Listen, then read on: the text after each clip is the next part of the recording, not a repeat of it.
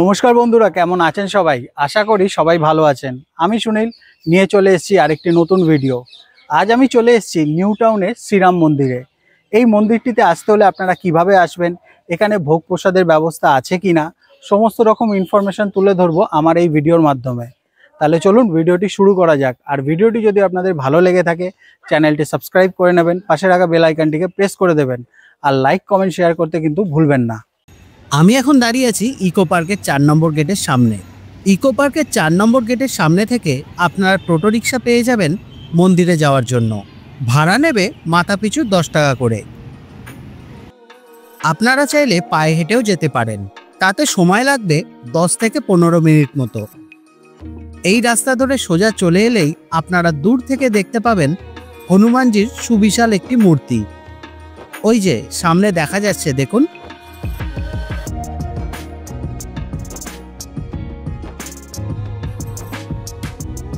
বর্তমানে আমি এখন দাঁড়িয়ে আছি নিউ টাউনের শ্রীরাম মন্দিরের সামনে। মন্দিরের বাইরে থেকে দেখা যাচ্ছে হনুমানজির সেই সুবিশাল মূর্তি, যা সত্যি অপূর্ব লাগছে দেখতে। তাহলে চলুন ভিতরে গিয়ে আমরা মন্দিরটা ঘুরে দেখে নিই। আপনারা যদি সাথে করে বাইক বা গাড়ি নিয়ে আসেন, সেটার পার্কিংয়ের ব্যবস্থা কিন্তু মন্দিরের ভিতরে নেই, বাইরেই আপনাদের গাড়ি রাখতে হবে। আর মন্দিরের সময়টা আপনাদের বলে দিচ্ছি, সকাল 6টা থেকে দুপুর 12টা অবধি। তারপর কিছুক্ষণ মন্দির বন্ধ থাকে, তারপর আবার দুপুর 3টা থেকে রাত 9টা অবধি খোলা থাকে।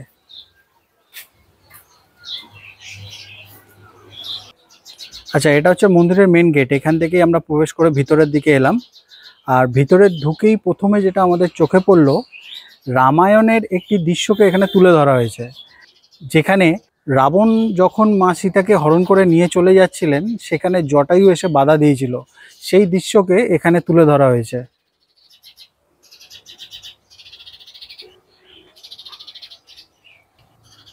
এখানে দেখানো হয়েছে রাম লক্ষ্মণ দুজনে মিলে যখন জটায়ুর শেষ কাজ সম্পূর্ণ করছিলেন, তখনকার দৃশ্য এখানে তুলে ধরা হয়েছে।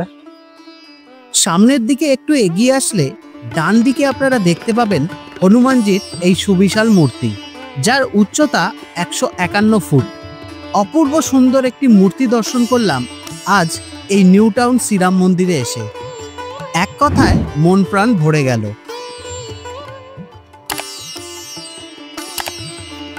হনুমানজির এই সুবিশাল মূর্তিটির বিপরীতেই রয়েছে একটি হলঘর, যেখানে সকাল 5টা থেকে 6টা এবং বিকেল 4টে থেকে 5টা পর্যন্ত সৎসঙ্গ অনুষ্ঠিত হয়। আরও সামনের দিকে এগিয়ে এলে ডান দিকে চোখে পড়বে একটি জলাশয়। এখানে দেবাদিদেব মহাদেব ধ্যানমগ্ন অবস্থায় বিরাজ করছেন। মূর্তিটির সামনে যাওয়ার জন্য এই রকম রাস্তা করা আছে। আপনারা চাইলে মহাদেবের এই মূর্তিটিকে প্রদক্ষিণও করতে পারেন, তারও ব্যবস্থা এখানে করা আছে।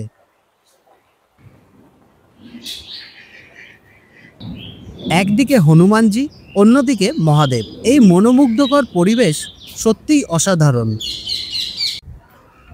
আচ্ছা, যারা দূর থেকে আসবেন এই মন্দিরে আর এসে যদি মনে করেন এখানে থাকবেন, তার জন্য কিন্তু এখানে সুব্যবস্থা করা আছে।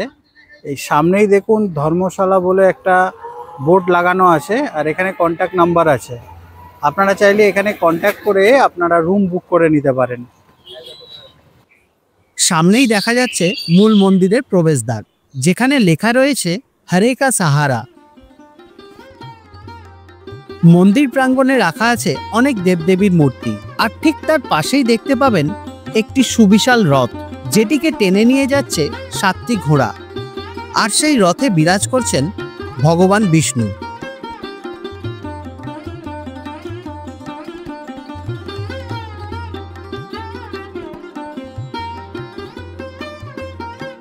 ভগবান বিষ্ণুর রথের পাশেই বিরাজ করছেন দেবাদিদেব মহাদেব। মন্দিরের প্রতিটি বিগ্রহ অত্যন্ত সুন্দর এবং নিখুঁত। চলুন এবার প্রবেশ করা যাক রাম মন্দিরে। মন্দিরের গর্ভগৃহে প্রবেশ করলেই চোখে পড়বে অসাধারণ সব কাঁচের কাজ, যা আপনার মন ছুঁয়ে যাবে। প্রবেশদ্বারের সামনেই বিরাজ করছেন শ্রী খাটু শ্যামজি। তার পাশে আছে মা কালীর বিগ্রহ, আর আছেন প্রভু বজরংবলী এবং মা দুর্গা। এছাড়াও মন্দিরের ভিতরে আছে আরো অনেক দেবদেবীর বিগ্রহ।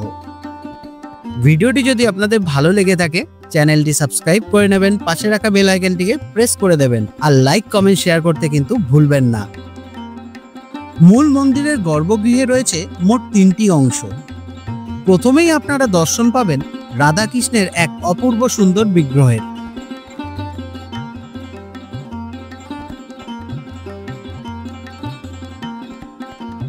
মধ্যিখানে বিরাজ করছেন ভগবান শ্রীরাম, মাতা সীতা ও ভগবান শ্রী লক্ষণ। আর ওনাদের পাশেই বিরাজ করছেন ভগবান নারায়ণ এবং মা লক্ষ্মী। মন্দিরের প্রতিটি বিগ্রহ ভীষণ সুন্দর। রাম মন্দিরের ঠিক পাশেই আছে শ্রী শ্রী জিন মাতার মন্দির।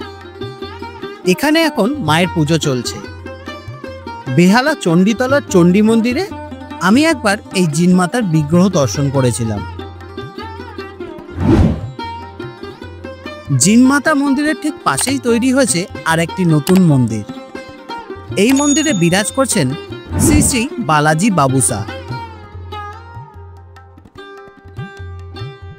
মন্দিরটি অনেকটা জায়গা জুড়ে নির্মাণ করা হয়েছে। এখানে ভক্তরা লাল রঙের চুন্নি বেঁধে মানত করেন। মন্দির প্রাঙ্গণে রয়েছে একটি বড় শিবলিঙ্গ।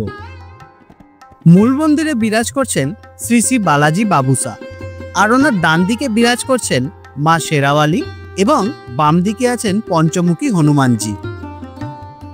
আমি অনেক মন্দির দর্শন করেছি, কিন্তু শ্রী বালাজি বাবুসার মন্দির এই প্রথমবার দর্শন করলাম এবং ওনার ব্যাপারে জানতে পারলাম।